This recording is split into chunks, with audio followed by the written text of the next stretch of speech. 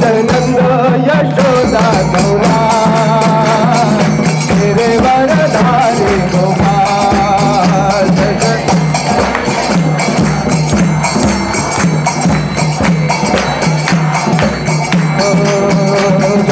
नंद यशोदा गौरा तेरे वरधारी गोपाल।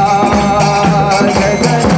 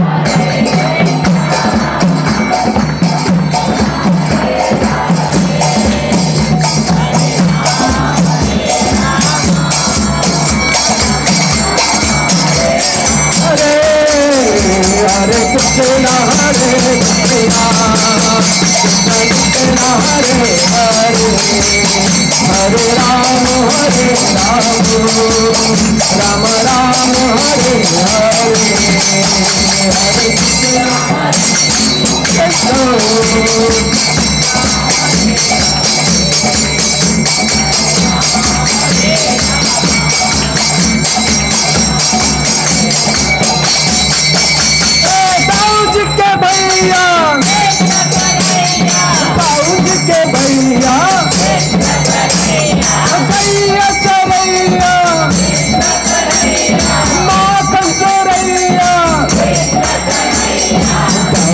के भैया, दाऊद के भैया, रास रचैया, रास रचैया, भैया चरैया, भैया चरैया, मत की पोड़ैया, मत की पोड़ैया, दाऊद के भैया, दाऊद के भैया, दाऊद के भैया, दाऊद के भैया, मैया के भैया, मैया के भैया, आखा मरैया, आखा मरैया, कागा फड़ैया, कागा फड़ैया, कालिया भगैया, कालिया भगैया, कृष्ण मिटैया, कृष्ण मिटैया, पूरन चैया, पूरन चैया, दाऊद के भैया, दाऊद के भैया, दाऊद के भैया, दाऊद के भैया, दाऊद के भैया,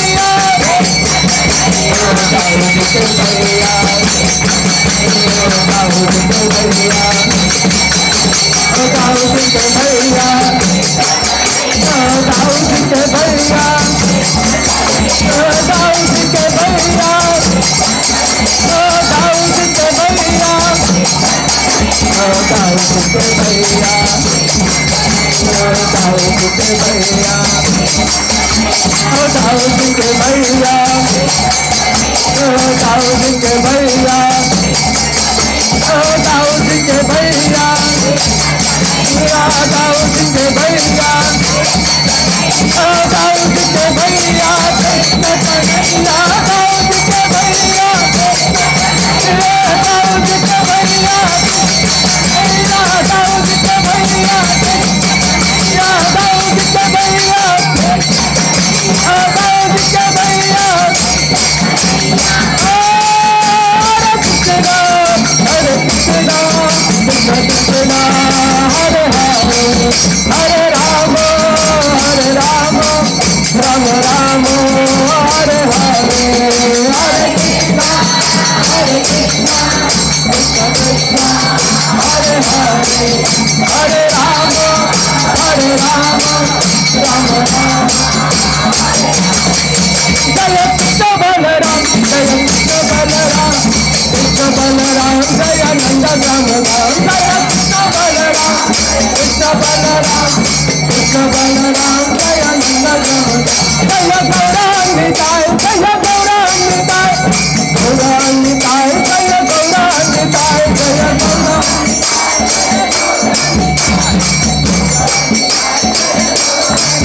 नित्य गौरा हरि बोल, हरि बोल, हरि बोल, हरि बोल, नित्य गौरा हरि बोल, हरि बोल, हरि बोल, जय जय प्रभुपाद, प्रभुपाद,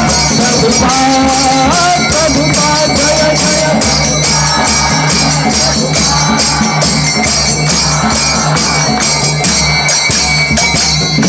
ओम ज्ञानतिमिरन्धस्य ज्ञानाञ्जनशलाकया चक्षुरुन्मीलितं येन तस्मै श्रीगुरवे नमः।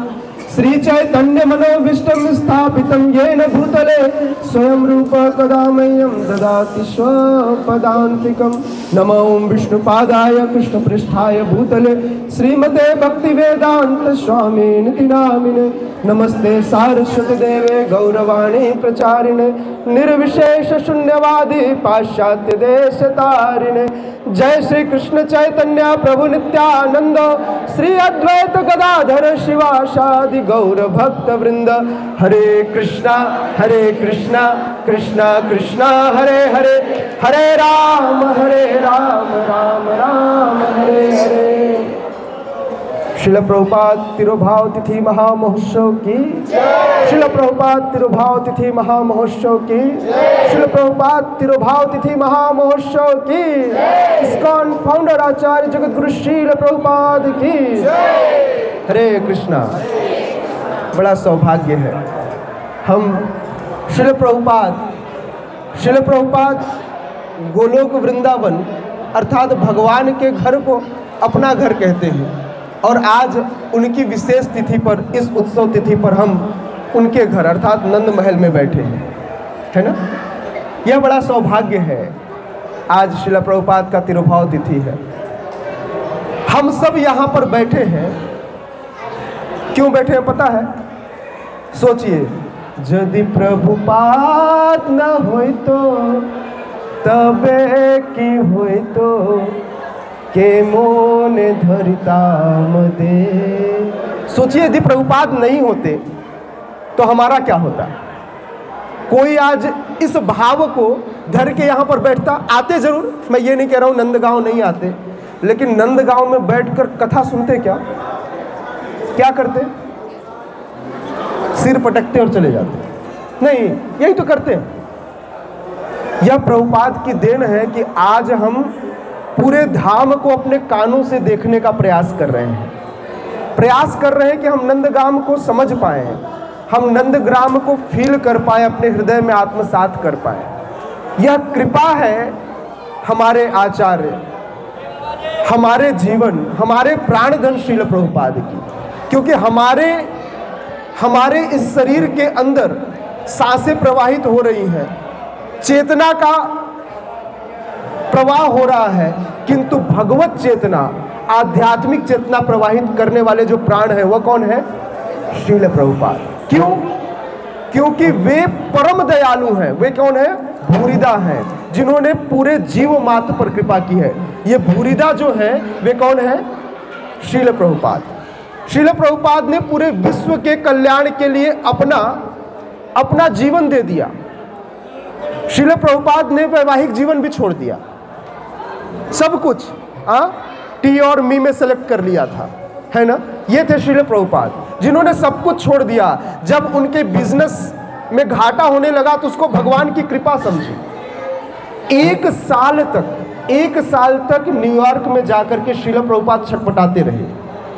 अच्छा, अगर आप किसी कार्य को एक दिन करोगे, सफलता नहीं मिलेगी, बोलोगे एक दिन और प्रयास कर ले, 2 दिन, 3 दिन, 4 दिन, कितने दिन तक आप एक ही कार्य के लिए प्रयासरत हो सकते हो?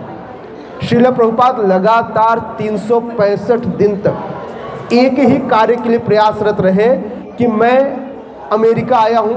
रोज वो जलदूत यान, रोज वो बंदरगाह पर वापस जाते और पूछते अगली जलदूत, अगली शिप कब वापस भारत जाएगी। तो उनको जो शिप का चालक था वो बताता कि स्वामी जी कल एक नई शिप आने वाली है जो वापस जाएगी। बोले ठीक है। प्लान बनाते लेकिन वापस न जाते। पूरे साल भर में कई दफे, मतलब 50 बार वे उस बंदरगाह पर गए होंगे और शेड्यूल पूछ कर आए होंगे कि वापस जाने का शेड्यूल क्या है, लेकिन वापस नहीं गए। और पेशेंसफुली, इसी जिस धैर्य की बात मैं ट्रेन में कर रहा था, मैं वही धैर्य आज भी कह रहा हूँ। श्रील प्रभुपाद से वही धैर्य हमको सीखना है। यदि यह धैर्य आ गई ना तो हमारे जीवन में कोई परेशानी रहेगी ही नहीं। प्रॉब्लम यह है कि हम अधीर हो चुके हैं अपने कार्य को लेकर, अपनी संपत्ति को लेकर, पति पत्नी पुत्र, ये जो मोह है, इस मोह को लेकर हम क्या है? अधीर हैं। श्रील प्रभुपाद ने सब कुछ छोड़ा। श्रील प्रभुपाद ने क्या छोड़ा? बिजनेस, मतलब न धनम। फिर क्या छोड़ा? जन। पूरे किसी गौड़िया मठ में नहीं गए। न धनम न जनम न सुंदरीम, पत्नी भी छोड़ दिया। कविताम व जगदीश काम, ये जो उनके, जब उन्होंने लीग ऑफ डिवोटीज की स्थापना की, कहाँ? झांसी में, तो तो उनके साथ कुछ लोग थे, उनको भी छोड़ दिया, जो कहते थे प्रभुपाद आप बहुत अच्छा कहते हैं, आप यहीं रह जाइए, हम आपकी व्यवस्था कर देंगे। यह सब कुछ छोड़कर क्या किया? मम जन्मनि जन्मनीश्वरे को सार्थक किया कि भगवान जो आपका आदेश है, इसी आदेश को लेकर मैं आगे बढ़ूंगा। क्या? भवताद भक्ति अहेतु की, तो ही बिना किसी अपना कोई हेतु नहीं रखा, अहेतु की। क्या सेवा की? उससे क्या मिला प्रभुपाद को? कुछ नहीं। प्रभुपाद को अपने लिए कुछ नहीं चाहिए था, उनको चाहिए था मेरे गुरु महाराज की इच्छा, जो चैतन्य महाप्रभु की इच्छा है। गुरु महाराज की कोई पर्सनल इच्छा नहीं थी, भक्ति सिद्धांत सरस्वती ठाकुर की कोई अपनी इच्छा नहीं थी, उनके पास अपने गुरु की इच्छा थी। किनकी? गौर किशोरदास बाबा जी। उनके शिक्षा गुरु कौन? उनके पिता और शिक्षा गुरु कौन? भक्ति विनोद ठाकुर की। वो भक्ति विनोद ठाकुर के पास अपनी कोई इच्छा नहीं थी, उनके पास किसकी इच्छा थी? स्वयं चैतन्य महाप्रभु की। और चैतन्य महाप्रभु कौन है? जय कृष्ण क्या? जय गौर सही कृष्ण सही जगन्नाथ। वही कृष्ण है, वही गौर है, वही गौरांग महाप्रभु है, वही जगन्नाथ है। और कौन है गौर? गौर वो है जो गोलोकेर प्रेम धन हरिनाम संकीर्तन को यहाँ उठाकर लेकर आए, वे है चैतन्य महाप्रभु। और वे चाहते थे इस गोलोक के प्रेम धन को पूरे संसार में प्रचारित करना। श्रील प्रभुपाद ने इसी प्रेम धन का प्रचार किया। भक्ति विनोद ठाकुर कहते हैं, यदि कोई यह सोचता है कि वैष्णव मर जाता है तो उससे बड़ा मूर्ख इस संसार में कोई नहीं है, क्योंकि वैष्णव कभी नहीं मरता। वैष्णव अपने उपदेशों के रूप में, अपनी वाणी के रूप में सदैव जीवित रहता है। ये भक्ति विनोद ठाकुर कहते हैं, मैं नहीं कह रहा हूं। भक्ति विनोद ठाकुर ने लिखा है कि वैष्णव अपने वाणी के रूप में सदैव जीवित रहता है। समझ में आया? तो इसलिए वैष्णव कभी नहीं मरता। बिल्कुल इसी प्रकार से, बिल्कुल इसी प्रकार से आज श्रील प्रभुपाद हम सबके संस्थापक आचार्य। कितने लोगों ने श्रील प्रभुपाद को देखा है? हम में से किसी ने नहीं देखा, नहीं, इन भौतिक आंखों से नहीं देखा, लेकिन श्रील प्रभुपाद को हम सब अपने हृदय में बैठा कर रखते हैं। हाँ हाँ, देखा है, देखा है ना, रोज देखते हैं उनकी वाणी के रूप में, उनके शब्दों के रूप में। क्या कहते हैं? हम रोज कहते हैं ना गुरु पूजा में, क्या कहते हैं? कैसे गाते हैं गुरु पूजा में? क्या कहते हैं? पहला लाइन क्या है? हाँ, गुरु पूजा में क्या बोलते हैं? श्री गुरु चरण पद्म केवल भक्ति सद्म आर न करी मने आशा। हम उन्हीं गुरु के चरण कमलों की आस लगाए बैठे रहते हैं। प्रभुपाद, हमें पता है आप कौन है। श्री गुरु चरण रति यही से उत्तम गति। ये जो चरण रति है ना, जिससे उत्तम गति होना है, वह है श्रील प्रभुपाद की शिक्षाएं, वह है श्रील प्रभुपाद की किताबें, वह है श्रील प्रभुपाद की वाणी जो उन्होंने शास्त्रों के माध्यम से हमें दी है। हमें कितना कृतज्ञ होना चाहिए श्रील प्रभुपाद का, मैं बता नहीं सकता। मतलब जब मैं अपनी स्थिति सोचता हूँ कि मैं कहाँ था और मैं किनके सामने बैठकर आज इन बातों को कह रहा हूँ, तो मुझे कई बार अपने आप में शर्म आ जाती है। श्रील प्रभुपाद आपने किसको कहाँ बैठा दिया, क्या स्थिति थी और क्या बना दिया। मतलब जिनकी कोई औकात नहीं है, हाँ, ये तराशने का काम केवल और केवल एक जौहरी ही कर सकता है, क्योंकि उसको पता है कि कौन से पत्थर को कैसे तराशा जाए। इसी तरह से हम सबके जीवन में श्रील प्रभुपाद ने वह कटर दिया है, वह ज्ञान चक्षु दिया है, जिससे हम अपने आध्यात्मिक चेतना को तराश सकते हैं, चेतो दर्पण मार्जनम कर सकते हैं, जिससे हम सब अपने जीवन में आगे बढ़ सकें। और ऐसे ही श्रील प्रभुपाद, कोई ऐसा नहीं कि श्रील प्रभुपाद ने अपनी बातें कही, उन्होंने भी आचार्यों की वाणी को लाया, आचार्यों की शिक्षाओं को प्रेषित किया। हम जहाँ पर बैठे हैं यह नंदगांव है। यह नंदगांव, आप शिव जी के सिर के ऊपर बैठे हैं, यह नंदीश्वर पर्वत है। नंदगांव कौन है? मैंने आप बताया था कथा में सुबह, ब्रह्म पर्वत से, ब्रह्मा जी के पास से अभी आप कहाँ हैं? शिव जी के पास। वैष्णवा नाम यथा शंभु। तो आप शिव जी के सिर पर बैठे हैं, क्योंकि शिव जी ने अपने सिर पर धारण किया। लेकिन शिव जी साक्षात स्वरूप में भी भगवान की कृपा पाना चाहते थे, तो शिव जी आए शिव जी आए और नंद महल में बड़ी आशा के साथ कि आज यशोदा मैया दर्शन कराएगी। हाँ, क्या सोचे कि आज यशोदा मैया उनको क्या कराएगी? दर्शन कराएगी। किनके? अपने लाला के। बोले पूतना ने भी दर्शन कर लिया और वह गति पाई जो यशोदा मैया की गति होनी चाहिए, तो निश्चित रूप से भगवान मुझ पर भी कृपा करेंगे और मुझे भी दर्शन अवश्य देंगे, है ना। तो एक ऐसे ही जड़ जटाओं से युक्त भस्म धारण किए हुए शिव जी आ गए। कहाँ? नंद महल में। मेरे पीछे गाएंगे आप? हाँ, चलिए मैं ग्रुप में गीत शेयर करता हूँ, ध्यान आप लोग मेरे पीछे गा सकते हैं उनसे। हाँ,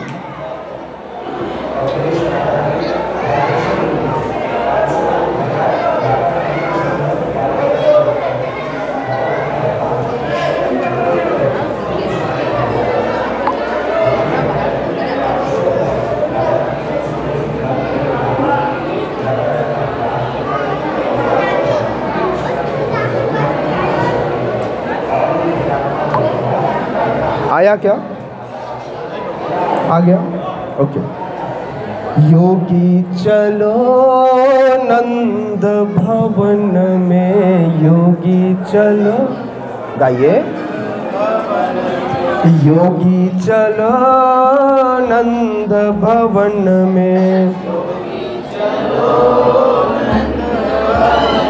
अच्छा, कौन से योगी की बात चल रही है? ये वही योगी हैं जिन योगी ने सर्वप्रथम यहाँ पर आने का प्रयास किया और यशोदा मैया से कहा, मैया एक बार अपने लाला के दर्शन करा दे। तो यशोदा मैया ने जब उनको देखा तो डर गई। कान में बिच्छू पहने हुए थे। कान में क्या पहने थे? बिच्छू। मतलब कोई सामान्य बाली पहने तो समझ में आता, उनके वैसे बिच्छू ऐसे डंक ऐसे मारते हुए ऐसे कान में लटक रहे थे। गले में सांप पड़ी हुई थी और जटाओं से युक्त उनके शरीर पर पूरे भस्म, नीचे मृग छाल। बोले भैया, जिसे देखकर मैं डर रही हूँ, मेरा सुकोमल लाला, मेरा कन्हैया, वो देखेगा तो वो तो कभी चुप ही नहीं होगा, वो तो रोने लगेगा। बोले देखो, तेरे को जो चाहिए नंद भवन से, हीरे जवाहरात मोती सोना चांदी जितना चाहिए ले जा, लेकिन अपने लाला का दर्शन मैं तुझे नहीं कराऊंगी। तो योगी राज कहते हैं कि मैं आपके इन पत्थरों का क्या करूंगा, इन वस्तुओं का क्या करूंगा, मुझे सिर्फ एक ही चीज चाहिए, वो है तेरे लाला का दर्शन। अब एक तरफ हठीले हमारे कौन? शिव जी, और दूसरी तरफ हठीली मैया। अब दोनों के बीच में आज दो वैष्णव आपस में टकरा गए। समझ लीजिएगा, वैष्णवों का टकराव बड़ा खतरनाक होता है। सुलह केवल भगवान करा सकते हैं, कोई दूसरा नहीं कर सकता।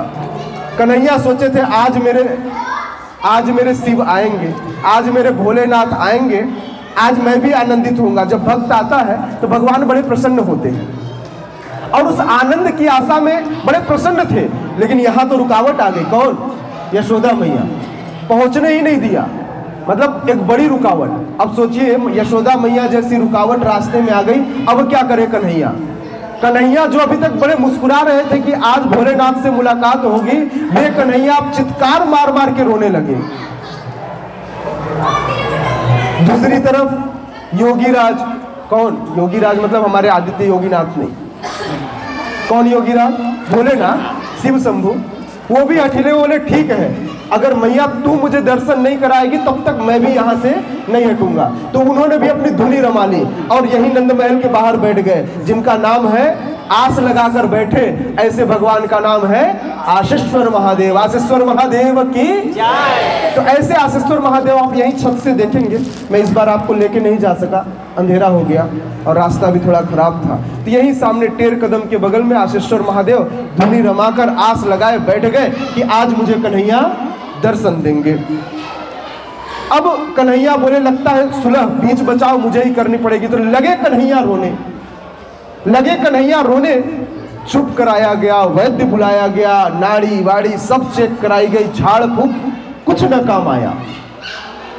तभी भगवान के और भक्तों के बीच का मैनेजमेंट कौन करती है? योग माया। कौन करती है? योग माया, मतलब श्रीमती राधा रानी। उन्हीं की एक दूसरी अंशा स्वरूप यहाँ योग माया के रूप में उपस्थित थी पौर्णमासी बुआ। कौन? पौर्णमासी बुआ। भगवान उनको प्रौढ़ थी, बूढ़ी थी, पौर्णमासी वो योग माया की अवतार थी। तो पौर्णमासी ने सुझाया, कहा देख यशोदा, अगर तू मेरी बात मान तो एक बड़ा योगी यहाँ आकर बैठा है, एक बार उससे अपने लाला को झड़वा ले। यह प्रेरणा दी भगवान ने कि पौर्णमासी बुआ अब तुम ही कुछ करो, मैं तो कुछ बोलूंगा नहीं, मैं रोऊंगा लेकिन मेरे रोने का इलाज तुम बताओगी। तो रोने का इलाज बताया और बोले जाकर मेरी मैया को बताओ कि योगी राज को बुला ले। तो मैया ने बोला अच्छा ठीक है भाई।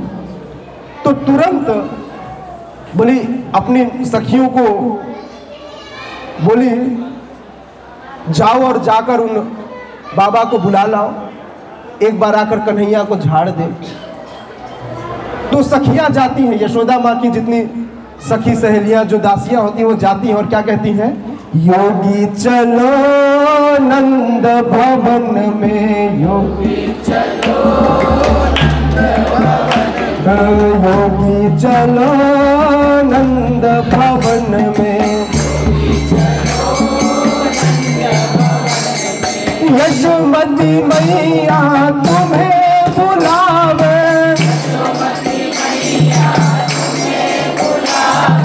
यशोमती मैया तुम्हें बुलावे, बाके लाला को नजर लगी है,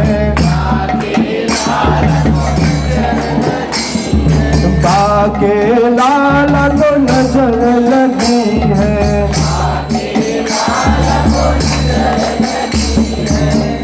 पैराही नून करावे,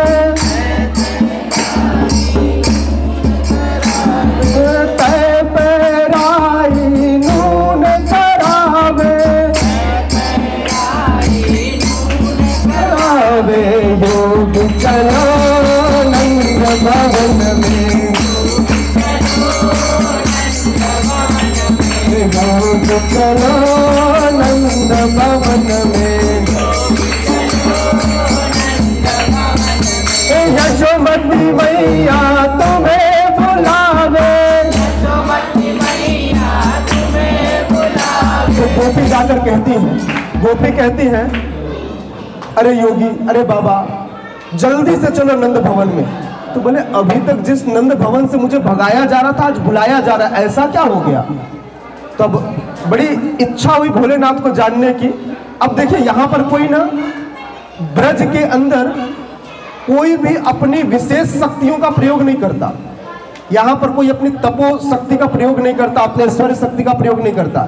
शिव जी चाहते तो सब कुछ जान लेते, लेकिन शिव जी ने कुछ भी जानने का प्रयास नहीं किया। उन्होंने बिल्कुल यहाँ पर मानवीय लीला की और पूछा अरे गोपी क्या हुआ, मुझे तो कोई बुला नहीं रहा था, आज ऐसा क्या हुआ कि मुझे आज नंद भवन में बुलाया जा रहा है। तो जो यशोदा मैया की सखी थी बोले अरे क्या बताए, अरे क्या बताए बाबा, यशोदा का जो लाला है ना, बोले कौन, बड़ा वाला छोटा वाला, बोले वही छोटा लाला कलुआ। तो बोले कलुआ को नजर लग गई। तो बोले कलुआ वो पहले से काला था उसको कैसे नजर लगी, बोले वो नहीं पता, सारे झाड़ फूक इलाज सब कुछ हो गया लेकिन अभी भी उसको कुछ भी ठीक नहीं हुआ, उसको नजर लग गई है। तो बोले हमारे घरों में जब नजर लगता है क्या करते हैं, सरसों और नमक लेकर झाड़ा जाता है, माताएं खूब घुमाती हैं, हाँ थू करती है और फेंक देती है। बोले खूब नमक और का नून और राई, नून मतलब नमक और राई मतलब सरसों, तो सरसों और राई लेकर बोले खूब नजर उतारा गया लेकिन अभी तक कोई असर नहीं पड़ा। तो बोले इसलिए पौर्णमासी बुआ ने कहा है कि एक बाबा सिद्ध बाबा है जो आपके बारे में, बोले आपको बुलाने का, बोले ओ लीलापति ने लीला तो कर दी है। हाँ तो लीलापति की लीला उनको कैसे पता चला, कैसे पता चला, गोपी के मुख से। तो आगे क्या कहे, रह रह योगी नंद भवन में, रह रह योगी नंद भवन में, ब्रज में वास सदा तू की जाओ, ब्रज में वास सदा तू की जाओ, जो योग चलो नंद भवन में। यशोमती मैया तुम्हें बुलावे,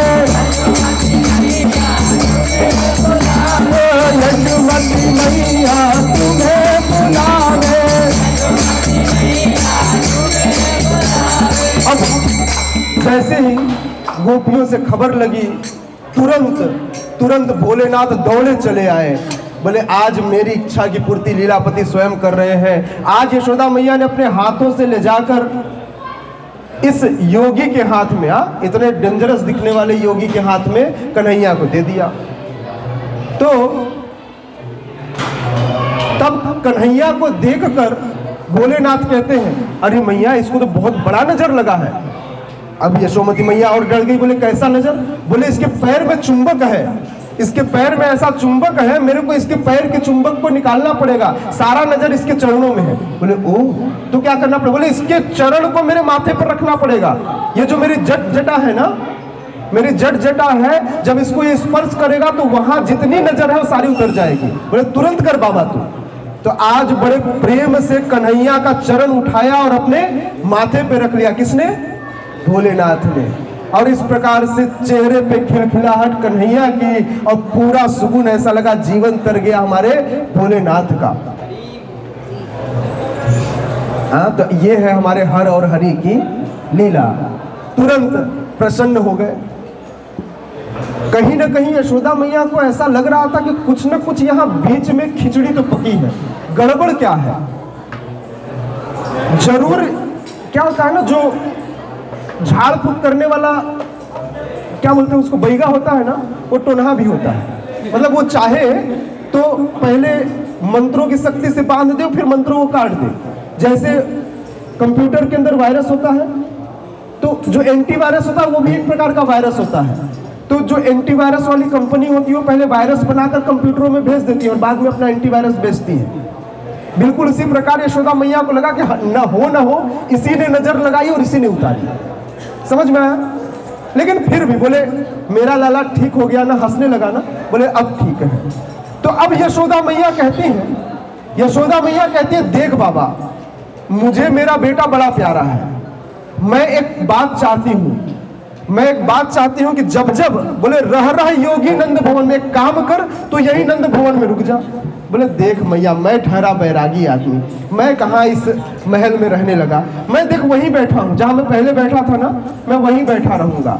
बोले जब नजर लगेगी तू मुझे इसी तरह बुलावा भेज देना, मैं तुरंत आ जाऊंगा। तो उस दिन से लेकर आज तक अभी भी भोलेनाथ वहीं बैठे, इस आस में कि कब नजर पुनः लगेगी और कब मुझे फिर से बुलाएंगे। तो आज भी भोलेनाथ वहीं बैठे हैं और जब अभी भी कन्हैया रोते हैं तो पुनः फिर से आ जाते हैं। कौन? महादेव, भोलेनाथ तुरंत आते हैं नजर उतारने। हाँ, तो यशोदा मैया का यह आदेश था। क्या आदेश था? कहती हैं, जब बाको लाला रोवे,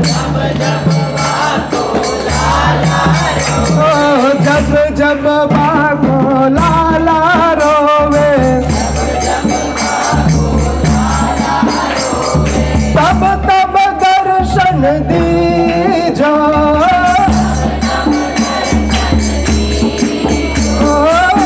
तब दर्शन दीजो,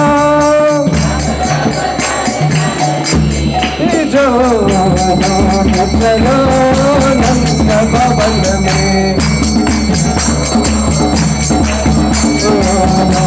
चलो नंद भवन में। यशोमती मैया तुम्हें बुलावे, यशोमती मैया तुम्हें बुलावे। तो इस तरह से दोनों के बीच में समझौता हुआ कि देखो भाई, जब ऐसा हो, कैसा कि मेरा कन्हैया रोवे तो आप एग्रीमेंट साइन कर लो कि जब रोवे तब तक तुम आ जाना, झाड़ फूक करके चले जाना। एग्रीमेंट पे साइन हो गई। बोले ठीक है। अगर कभी मेरा मन किया तो तो फिर यशोमती मैया ने अलाउ कर दिया कि ठीक है, कभी कभी तुम्हारा मन किया तो तुम भी नंद भवन आ सकते हो। तो एग्रीमेंट दोनों तरफ से कि रोने पर जब भी बुलाया जाएगा तुम बिना किसी सिकवा शिकायत और फीस लिए आ जाओगे। और फीस क्या होगी? बोले मेरे लाला का दर्शन ही तुम्हारी फीस होगी। और इस प्रकार से दोनों का एग्रीमेंट साइन हुआ और इस प्रकार से आज भी नंद भवन के अंदर महादेव की एंट्री बड़ी सहज है। बाद में हमारे इस मंदिर के अंदर भी नंदीश्वर महाराज बैठे हुए हैं, भगवान भोलेनाथ बैठे हैं। कौन? वज्रनाभ जी ने इस जो नंदीश्वर जी का जो यहाँ पर लिंग है उनकी स्थापना वज्रनाभ ने कराई थी इस नंद महल में। तो वह भी आप यहाँ पर दर्शन कर सकते हैं। आप जिधर से आए हैं उधर ही आपके उस साइड में आपको नंदीश्वर महाराज पीछे साइड में दर्शन हो जाएंगे, तो आप वहाँ उनके दर्शन कर सकते हैं। इस प्रकार से बहुत सारी रोचक कथाएं हैं। कथाएं तो इतनी हैं कि अगर पूरी रात भर भी कही जाए एक एक कथा तो कथा पूरी नहीं होगी। तो हम श्रील प्रभुपाद का बार बार हृदय से धन्यवाद करते हैं और हम उनसे प्रेरणा पाकर श्रील प्रभुपाद से यह कृपा की याचना करते हैं कि हम सदैव उनकी शिक्षा के अनुसार ही हम अपने जीवन का निर्वाह करें। कभी भी हम पथ से भ्रमित हों तो श्रील प्रभुपाद हमें तुरंत आ करके हमारा सुधार करें और हमारे जीवन में केवल उनका स्थान ऐसा हुए जैसा किसी और का नहीं। हमारे हो सकते हैं भौतिक जगत में खूब सारे माता पिता हों, खूब सारे माता पिता मतलब शिक्षा देने वाले माता पिता, 7 प्रकार की माताओं का तो वर्णन शास्त्रों में ही किया गया है। लेकिन श्रील प्रभुपाद मेरे एकमात्र ऐसे पिता बने, ऐसे आध्यात्मिक पिता बने जो सदैव मुझे आध्यात्मिक पथ पर सदैव क्या करते रहे? निर्देशित करते रहे, हमें आगे बढ़ाते रहे। ऐसी याचना के साथ श्रील प्रभुपाद के चरण कमलों में हम प्रणाम करते हैं। एक बार श्रील प्रभुपाद का प्रणाम मंत्र बोलेंगे, आप मेरे पीछे दोहराएंगे। नमो विष्णुपादाय कृष्ण पृष्ठाय भूतले श्रीमते भक्ति वेदांत स्वामिन इति नामिने नमस्ते सारस्वते देवे गौरवाणी प्रचारिणे निर्विशेष शून्यवादी पाश्चात्य देश तारिणे। जगतगुरु श्रील प्रभुपाद की। तो इसलिए श्रील प्रभुपाद आज कहते हैं जब आचार्य का आगमन तिथि हो अथवा तिरोभाव तिथि हो, आविर्भाव तिथि तिरोभाव तिथि दोनों ही दिन वैष्णव बड़े कृपालु होते हैं। तो श्रील प्रभुपाद से अगर हम कभी भी किसी भी समय उनके अनुसार उनकी शिक्षाओं का हम पालन न कर पाए हों तो इसके लिए क्षमा याचना कीजिए और उनसे कृपा मांगिए ताकि हम सदैव उनके दी गई शिक्षाओं का अनुसरण कर सकें। जगतगुरु श्रील प्रभुपाद की। तो अब कुछ कथा हमारे ब्रजवासी प्रभु जी के मुख से, आप कथा यहाँ की